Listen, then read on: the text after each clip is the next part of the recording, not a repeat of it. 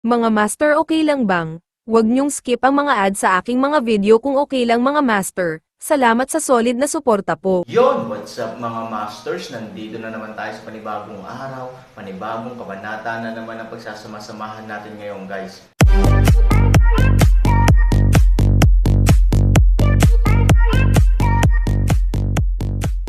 Bali mga masters, kung bago ka pa lang po sa aking YouTube channel, please click the subscribe button, lalong-lalo na po yung notification bell guys, para maging connected pa rin tayo sa isa't isa at maging updated kayo sa mga susunod ko pang video.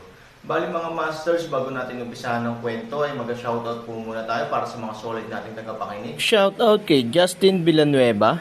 Shoutout kay Leomer Pabol. Yun na nga mga masters, no? Bali hindi na ito patagalin. In 3, 2, 1, let's go! Sa oras na ito, mayroong lahat ng uri ng banks. Pagpasok mo dito, makikita mo na walang mga bahay sa bulwagan. Gayunpaman, walang ganoong mga bagay sa bulwagan. Ang ilan ay isang malaking hukay lamang. Pagdating nila sa hukay, humigit kumulang 20 metro ang lalim ng ilalim. Lahat ng uri ng kagamitan ay nanatili sa ibaba. Isang grupo ng mga manggagawa ang abala sa ilalim ng hukay. Sa gitna ng mga ito, isang malaking barko ang karaniwang nabuo, ngunit ang ilang mga pangunahing bahagi ay inilalagay. May-ari ng bahay. Hindi nagtagal, nakita ng mga manggagawa sa ibaba ang parisukat na relo na nakatayo sa bakod, ibinaba ang kanilang trabaho, at pagkatapos ay lumuhad upang sumaludo. Nakita ko na si Master. Ngumiti si Fang Biao at iwinagayway ang kanyang kamay, magpatuloy sa paggawa, oo. Tumanggaw naman ang mga tao, tumayo sa likuran nila at patuloy na naging abala sa kanilang trabaho. Dahan-daang nakasandal sa palo, si Fang Biao ay sumimangot ng mahigpit. Ngayon lang hinanap ng berdeng perlas ang sarili at nagtanong tungkol sa flower boat, na biglang nagpaalala kay Fang Biao kung ano ang nakalimutan niya sa pagkakataong ito. Hiniling ni Soyan sa kanyang sarili na gawin itong flower boat para sa kanyang mga kaibigan. Sa orihinal, gumawa siya ng isang maliit na flower boat batay sa relasyon ni na Fang at So, ngunit ito ay isang maliit na pagsisikap lamang. Natural, hindi ito isinasapuso ni Fang Biao. Ngunit habang nagiging mas malinaw ang mga bagay-bagay, kinailangan ni Fang Biao na mag-isip kung talagang ginawa ni Soyan ang bangka para sa Aaron.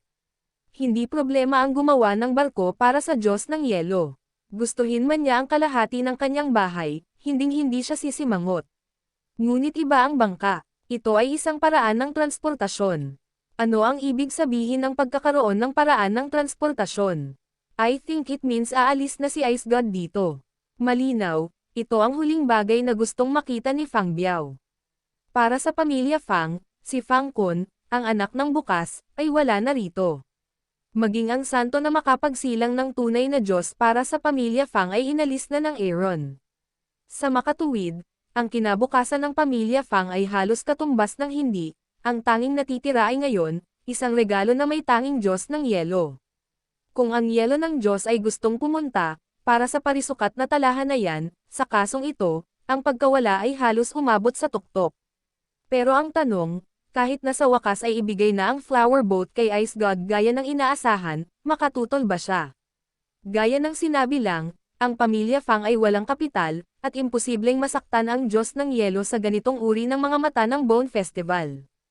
Mahirap gawin, pero mahirap hindi gawin. Ito rin ang pangunahing dahilan kung bakit nakasimangot si Fang Biao at walang magawa. Hoy, napabuntong hininga si Fang Biao. Paanong ang lahat ng dati ay naging napakaganda ngayon? Ngunit kakatapos lang niyang bumantong hininga at tatalikod na sana at aalis, biglang bumungad sa kanya ang mahinang amoy. Bago pa siya maka-adapt, may isang maitim na anino ang biglang dumapo sa kanyang harapan. Ang buong katawan ay nakasuot ng maitim na Amerikana, at ang ulo ay nababalot ng itim na tela, na naiwan lamang ng isang pares ng malabong pulang mata. Nang makita ang anino na ito, agad na nagulat si Fang Biao at naglagay ng defensive posture, handang lumaban anumang oras. Bahagyang ngumiti ang madilim na anino, dahan-daang naglakad patungo sa rehas, tumingin sa mga abalang manggagawa sa kuweba, at dahan-daang ibinuka ang kanyang bibig, napakaganda ng bangkang bulaklak. Sa kasamaang palad, lahat ng magagandang bagay ay parang bulalakaw, panandalian, the day when the flower boat is completed, when the Fang family has nothing, tama ba ako? Master Fang. Kumunot ang noo ni Fang Biao, tama ang sinabi. Ng kabilang partido sa kanyang punto, hindi pa banggitin ang pinakamalalang punto. Mula noong sinaunang panahon, ang Fangja Desert City ay may napaka-espesyal at nakatagong hanay upang itago ito sa disyerto. Kung 10,000 tao ay walang paraan, imposibleng makahanap ng paraan upang makapasok sa lungsod. Ngunit sa harap ng taong ito, paano niya ito nagawa? Kung may gusto kang sabihin tungkol sa isang kakilala, iniikot ito ni Fang Biao sa kanyang ulo at hindi niya naramdaman na nakilala niya ang taong ito anumang oras. Sino ka? Paano ka makikita sa aking disyerto na lungsod? Sabi ni Fang Biao sa malamig na boses na nag-iingat. She just smiled calmly. It doesn't matter who I am. Ang pinakamahalaga ay kung ang sinabi ko ba ay naging sakit ng Fang family leader. So what? No. So what? What's your business? I warn you, mas mabuting linawin mo agad ang identity mo, kung hindi, huwag mong sisihin si Fang sa pagiging masungit. Nang sabihin ito ni Fang, ngumisi lang ang lalaking nakaitim, you're welcome. Master Fang, niloloko mo ba ako? O gusto mo bang ulitin ang mga pagkakamali ng anak mo? Ikaw, galit na sabi ni Fang. Master Fang, huwag kang mag-alala. Hindi ko sinasadyang masama, ngunit may gusto ako para sa iyo. Mga master, okay lang bang? Huwag niyong skip ang mga ads sa aking mga video kung okay lang mga master. Salamat sa solid na suporta po. May gusto ka. Kumunot ang noo ni Fang Biao. Gusto mong gastusin ang bangka. Master Fang, mas mabuting magtanong ka sa iba kaysa sa iyong sarili. Sa tingin ko mas naiintindihan mo na ang katotohanan ito kaysa sa iba. Hindi nagsalita si Fang Biao, ngunit hindi niya itinanggi ang pananaw na ito. Ang aking anak na lalaki ay namatay ng malungkot, ang aking manugang na babae ay ninakawan, at lahat ng ito ay tiniis ko. Dahil dito, ang iba ay hindi ito pinahahalagahan at kinailangan na umalis sa disyerto na lungsod. Natatakot ako na ang pinuno lamang ng pamilya na si Fang mismo maramdaman ang depresyon sa mundo. Anong negosyo mo? Sabi ni Fang sa malamig na boses. Well, dahil ayaw nang magsalita pa ni Leader Fang, hindi ko nababanggitin pa. Come straight to the point. Napakasimple lang ng gusto ko. Ano? Isang bangkay. Bangkay. Kumunot ang noo ni Fang Biao. Nakakita siya ng mga taong humihingi ng pera, alahas, at maging ng mga espiritual na elixir. Ngunit wala siyang narinig o nakitang bangkay. Palagi mong sariling anak ang anak mo. Master Fang, bakit mo ito itinatago sa akin? Mahirap ba? Gaya ng sinabi ni Master Fang, kinuha niya ito para pakainin ang aso.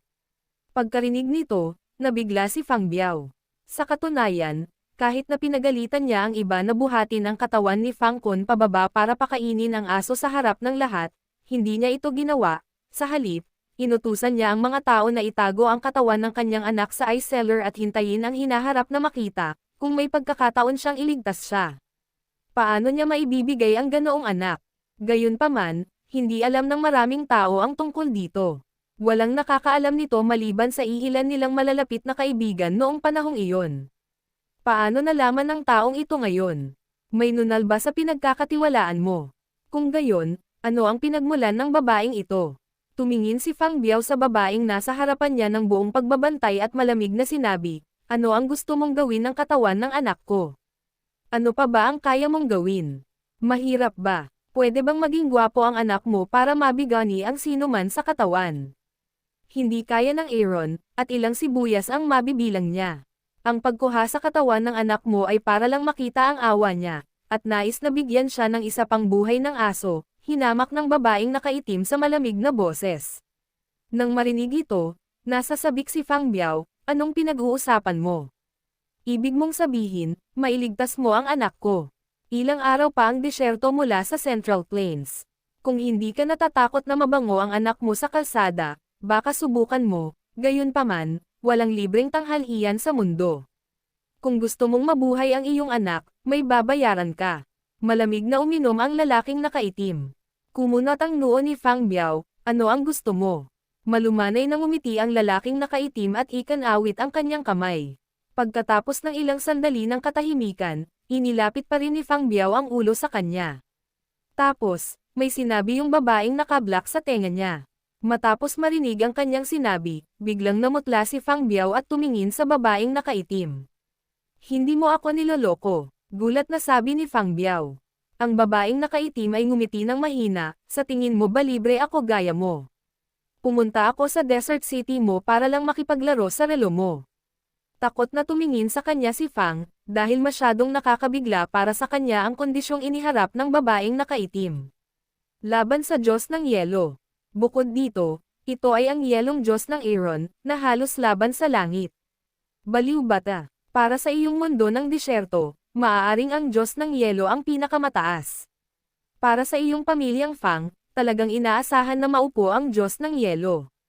Gayunpaman, paano kung wala na ang Diyos ng Yelo? Ang sabi ng babaeng nakaitim na nakangisi, ibig. Kung sabihin, baka hindi na siya bumalik sa mundo ng disyerto. You mean, itong flower boat, kagamitan lang niya para pumunta siya sa dulong hilaga, ngumiti siya ng mahina, kulay abo ang mukha ni Fang Kun, akala niya ay aalis ang Aaron sa disyerto na lungsod, ngunit hindi niya akalain na ang Aaron ay direktang aalis sa mundo ng disyerto, kung hindi na siya babalik, ang pamilya Fang ay wala na, gawin mo ang sinabi ko, at ibalik sa iyo ang isang buhay na anak sa isang buwan. Bilang karagdagan, ang babaeng nakaitim ay biglang napatingin sa pabrika ng seller sa likod niya, muling magtayo ng isang flower boat, at may naghihintay na gumamit nito, pagkatapos ay ngumiti siya ng malumanay at inabot ang isang tatak na may mga marka sa kanyang kamay kay Fang Biao, tandaan mong kunin ang mga paninda na may tiket. Sa sandali ng pagtingin sa marka, nagulat si Fang Biao, ngunit sa susunod na segundo, hinawakan niya ang marka sa kanyang kamay, tumingin sa ibaba at malamig na uminom, muling gumawa ng isang flower boat, nang bumagsak ang boses, tumalikod at umalis si Fang Biao, naiwan lamang ang mga manggagawang nakatayo doon ng walang kabuluhan. Sa paglubog ng araw, tahimik ang silid ni Ivory. Ayon sa naunang plano ni Soyan, abala siya sa pag-iimpake ng kanyang bagahe sa oras na ito. Gayunpaman, dahan-daang nag-impake si Ivory dahil alam niya na kapag mas mabilis siyang nag-impake, mas malapit na siyang umalis. Bagamat gumawa siya ng ganoong desisyon sa Aaron, paano niya masasabing wala siyang nararamdaman para sa Aaron? Pagkatapos mag-impake, bahagyang binuksan ni Ivory ang kanyang bintana at tumingin sa silid ni Aaron sa liwanag ng buwan. Maliwanag ang ilaw sa silid, ngunit sa anino ng bintana, malabo mong makikita ang dalawang anino sa silid, nag-uusap o nag-iinuman. Napakasarap kausap, si Ivory ay nagpakita ng nakakaalam at mapait na ngiti, 3,000, kahit hindi kita makakasama, ang panghabang buhay na hangarin ni Ivory ay mapasaya ka. Dapat kang maging mabuti, alam mo ba? In the future, maybe one day, you will stand on the top of the world and have a beautiful flower around you. When you look down at the world, you can think of the beautiful years we used to have. Bagamat magkasama tayong nagdusa, ang mga hindi malilimutang matamis ni Ivory ay laging maaalala sa ating mga puso. 3,000, kung maririnig mo, gusto ko talagang sabihin na mahal kita. Ngumiti si Ivory na parang bulaklak, ngunit ang mga luha sa kanyang mukha ay hindi nararamdamang patuloy na bumabagsak. Para sa kanya, ang pagsuko ay hindi dahil hindi siya nagmamahal, kundi dahil mas mahal niya, kaya sana maging mabuti siya. Sa oras na ito, sa candlelight room, si Ivory ay tila nagsasalita tungkol sa lupa, ngunit sa katunayan, ito ay Aaron at Soyan lamang pagkatapos uminom, pinag-uusapan ang nakaraan nila ni Ivory. Kahit na ang mga dulo ng mundo ay magkahiwalay, o malapit sa isa't isa, sa anumang kaso, mayroong isang tacit na pagkakaunawaan sa pagitan nila na pag-aari ng mag-asawa. Magiliw na ngumiti si Soyan, at isang baso ng alak ang tumama sa tasa ng Aaron sa sarili niyang inisyatiba. May malabong alak sa mukha niya. Ngumiti siya at sinabing, pagkatapos kong pakinggan ang nakaraan mo, sobrang naantig ako at naiinggit. Tanging Mandarin duck lang ang kinaiinggitan ko pero hindi immortal. Magiliw na ngumiti si Aaron, kaya para sa akin, si Ivory ang nag-iisa at hindi mapapalitan.